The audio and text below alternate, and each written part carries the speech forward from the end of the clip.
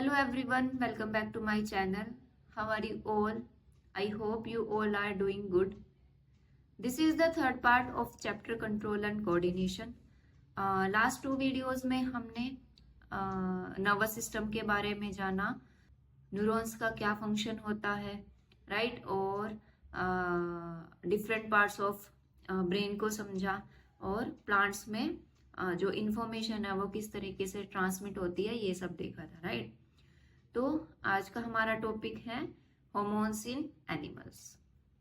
हमें पता है कि प्लांट्स के केस में जो इंफॉर्मेशन ट्रांसमिशन होता है, ठीक है, तो वो कैसे होता है, केमिकल कम्युनिकेशन की हेल्प से होता है। ठीक, उसमें क्या होगा कि कोई भी सेल जो है वो अपने आसपास एक मतलब केमिकल कंपाउंड को रिलीज करता है, ठीक है, और उसके आसपास जो सेल होंगे, राइट, वो उस केमिकल कंपाउंड को डिटेक्ट करते हैं, ठीक है, रिकॉग्नाइज करेंगे और फिर वो ट्रांसमिट कर देंगे। ठीक, लेकिन अगर हम एनिमल्स का केस लें तो उस केस में जो ये केमिकल्स होंगे या हार्मोनल जो मीन्स है इंफॉर्मेशन ट्रांसमिशन का, वो किस तरीके से यूज होता है। ठीक है, अगर हम स्क्विरल का एग्जाम्पल है, ठीक है, अगर उसके सामने कोई स्कैरी सिचुएशन आ गई हो, ठीक है, तो वो क्या करेंगे उस टाइम पे, क्या एक्सपीरियंस करते हैं। अब उनकी बॉडी दो ही टाइप की एक्टिविटीज के लिए प्रिपेयर होती है, या तो फाइट करो या फिर भाग जाओ, है ना। जो स्कैरी सिचुएशन होगी उसमें हमारे पास यही दो ऑप्शंस होते हैं। अब ये दोनों ही एक्टिविटीज कैसी हैं, कॉम्प्लिकेटेड हैं, राइट, और इन दोनों को ही कंट्रोल्ड वे में करने के लिए हमें क्या चाहिए होगी, एनर्जी, है ना। तो हमारे पास जो डिफरेंट टाइप्स ऑफ टिश्यूज होते हैं, ठीक है, उनको यूज करके और उनकी एक्टिविटी को इंटीग्रेट करके ये एक्शन परफॉर्म होंगे, ठीक है। लेकिन जो ये ऑल्टरनेट एक्टिविटीज हैं, फाइटिंग या फिर रनिंग, दोनों ही कैसी हैं, एक दूसरे से बिल्कुल अलग है ना। अब बॉडी को क्या करना पड़ेगा, दोनों ही सिचुएशन के लिए कुछ कॉमन प्रिपरेशन करनी पड़ेगी, ठीक है, ताकि इन फ्यूचर अगर उस टाइप की कोई एक्टिविटी परफॉर्म करनी पड़े, राइट, तो उसके लिए वो इजियर रहे, है ना। अब वो ये कैसे करते हैं, राइट। अब अगर हमने जो ये स्क्विरल का केस लिया था, उसका जो बॉडी डिजाइन है वो किसके ऊपर अगर रिलाई करता है, इलेक्ट्रिकल इम्पल्सिस के ऊपर, राइट। तो जो रेंज ऑफ टिश्यूज है जिसको वो इंस्ट्रक्ट करेंगे, right, to prepare for the coming activity, वो लिमिटेड हो गए। हमने लास्ट वीडियो में इलेक्ट्रिकल इम्पल्सिस के बारे में देखा था कि वो किस तरीके से ट्रांसमिट करेंगी, कि सिर्फ उन्हीं को ट्रांसमिट करते हैं जो नर्व सेल है उनसे अटैच होंगे, राइट। यानी बॉडी के हर सेल तक जो इंफॉर्मेशन है वो नहीं जाएगी, ये इसकी लिमिटेशन थी, है ना। लेकिन अगर केमिकल सिग्नल सेंड करेंगे वो, तो वो बॉडी के हर पार्ट तक जाएगा, राइट, और प्रोवाइड करेगा वाइड रेंजिंग चेंजेस, ठीक है, जो चाहिए। तो सभी एनिमल्स में इंक्लूडिंग ह्यूमंस जो एक हार्मोन है जिसका नाम है एड्रेनलिन, ये सिक्रेट होता है from the adrenal glands, right, जिसकी वजह से जो इस टाइप की एक्टिविटीज है हमारी बॉडी परफॉर्म करती है। ओके, जो ये एड्रेनल ग्लैंड्स है ये कहाँ पर होती है, किडनी के ऊपर होती है। जैसा कि इन पिक्चर्स में शोन है, यहाँ पर ये किडनीज हैं और इनके ऊपर यहाँ पर ये कैप शेप में क्या है, एड्रेनल ग्लैंड्स, राइट। सो एड्रेनलिन का फंक्शन क्या है कि जो ये हार्मोन है ये डायरेक्टली कहाँ पर सिक्रेट होता है, ब्लड में, ठीक है, और ब्लड से ये different parts of the body तक लेके जाया जाता है, ठीक है, ब्लड उसको बाकी के पार्ट्स तक लेके जाएगा। जो इसके टारगेट ऑर्गन्स है या फिर स्पेसिफिक टिश्यूज हैं जिन पे ये एक्ट करता है, उसमें हार्ट भी इंक्लूड होता है, राइट। अब जब ये हार्मोन सिक्रीट होता है उसकी वजह से क्या होगा, जो हमारा हार्ट है वो बीट करेगा फास्टर, और जब हार्ट बीट फास्ट होती है, ठीक है, उसकी वजह से जो ऑक्सीजन की सप्लाई है वो ज्यादा हो जाती है मसल्स में, ठीक है, और जो डाइजेस्टिव सिस्टम और स्किन है उसमें ब्लड का जो फ्लो है वो रिड्यूस किया जाता है, ठीक। Due to contraction of muscles around small arteries in these organs. Okay, अब यहाँ से जब ब्लड का फ्लो डिक्रीज किया गया, रिड्यूस किया गया, तो उसको डाइवर्ट कहाँ कर दिया गया, स्केलेटल मसल्स में। ठीक है, और इसके साथ साथ क्या होता है कि जो हमारा ब्रीदिंग रेट है वो भी इंक्रीज हो जाता है ना, हम जल्दी जल्दी सांस लेने लगते हैं, right, because of the contractions of the diaphragm and rib muscles. अब जो ये सब कुछ हुआ, ये सब जो रिस्पॉन्सेज हैं इकट्ठे मिलकर जो एनिमल बॉडी है उसको रेडी करते हैं to deal with the situation. ठीक है, ये किसका फंक्शन हो गया, एड्रेनलिन हार्मोन का, राइट। और ये जो एनिमल हार्मोन्स होते हैं इस टाइप के, ये किसका पार्ट होते हैं, एंडोक्राइन सिस्टम का। एंडोक्राइन सिस्टम क्या होता है, जिसमें जो हार्मोन्स हैं वो डायरेक्टली ब्लड में सिक्रीट किए जाते हैं और ब्लड के थ्रू ही वो पूरी बॉडी में कैरी किए जाते हैं। ठीक है, ये हो गया एंडोक्राइन सिस्टम, राइट। तो ये सेकेंड वे है of control and coordination in our body, right.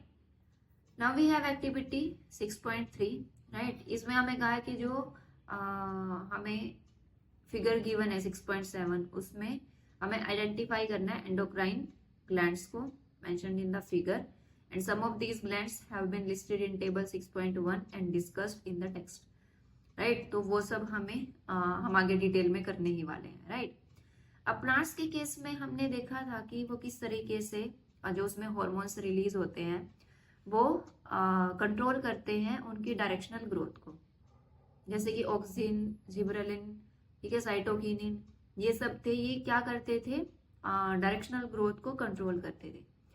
अब जो एनिमल हॉर्मोन्स हैं वो क्या फंक्शन परफॉर्म करते हैं, ठीक है।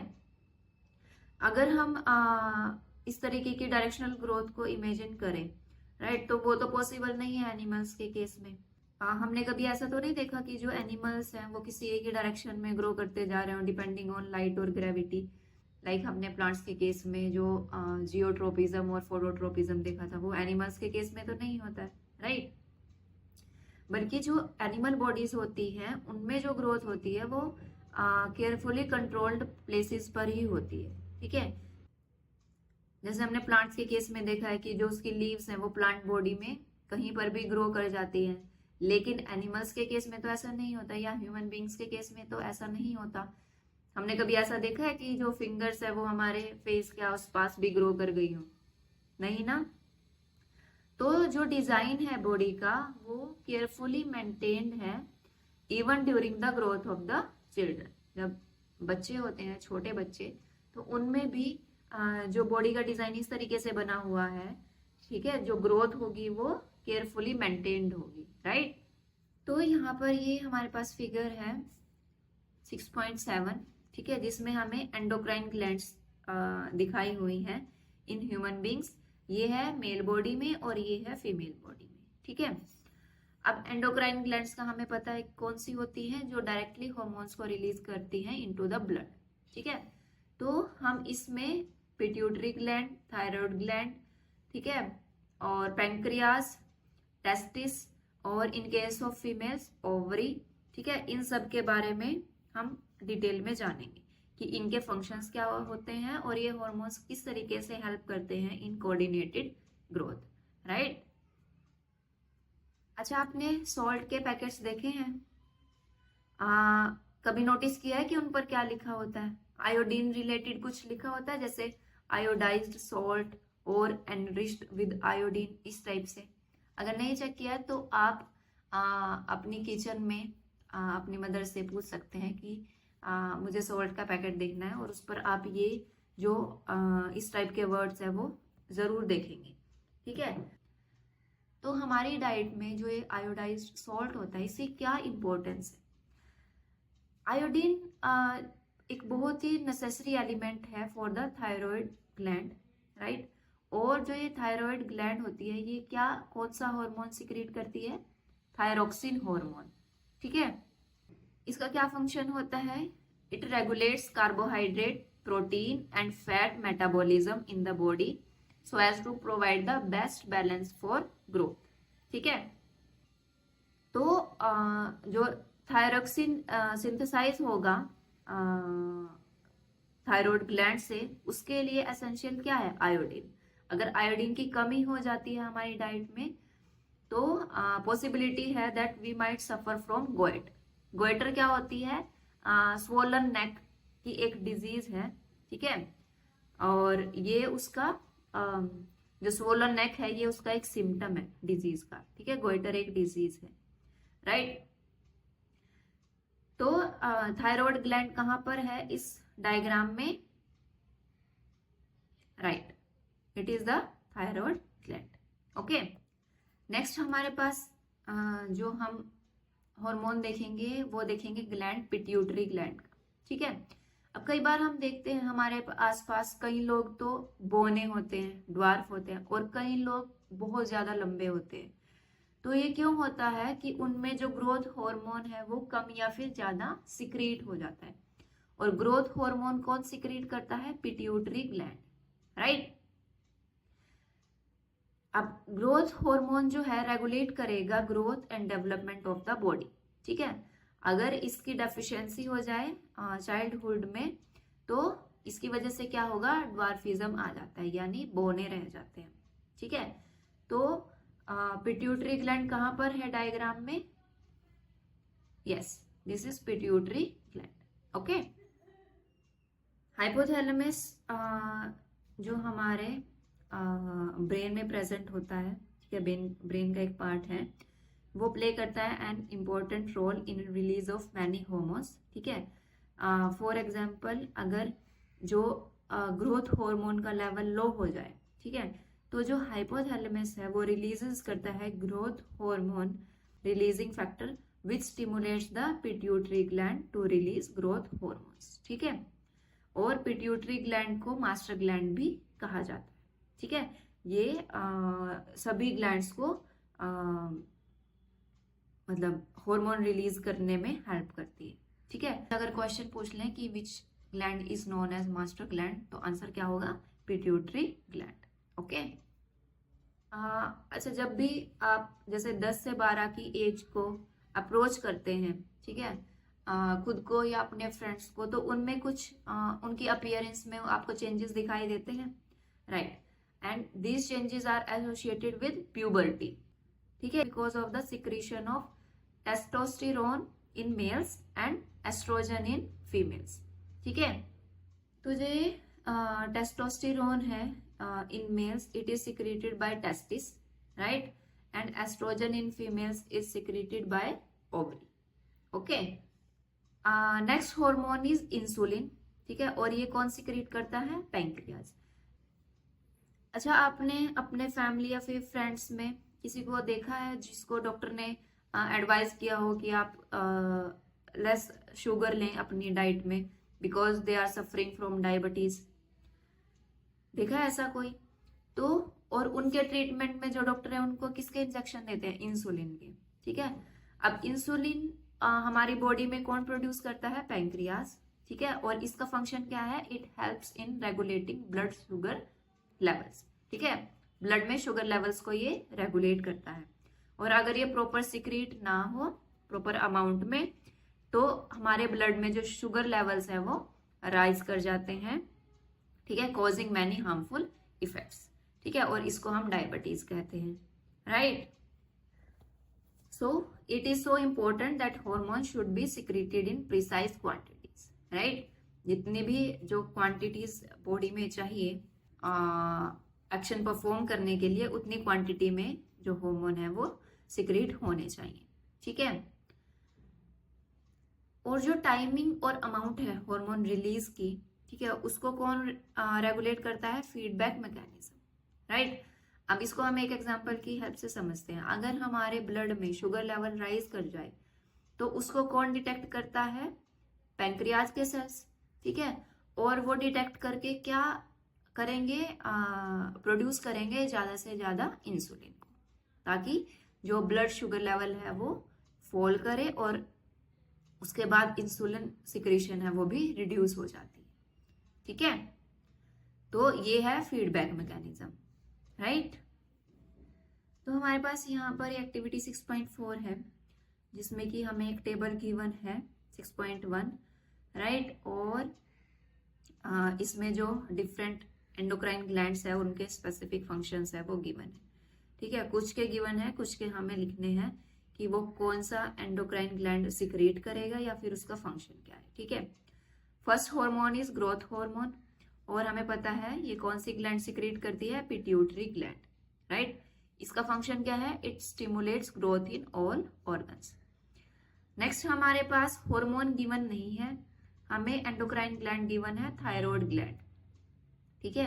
और उसका फंक्शन हमें बताया हुआ है, it regulates metabolism for body growth, metabolism को रेगुलेट करता है। और थायराइड ग्लैंड कौन सा हार्मोन रिलीज करेगी, थायरोक्सिन हार्मोन, राइट।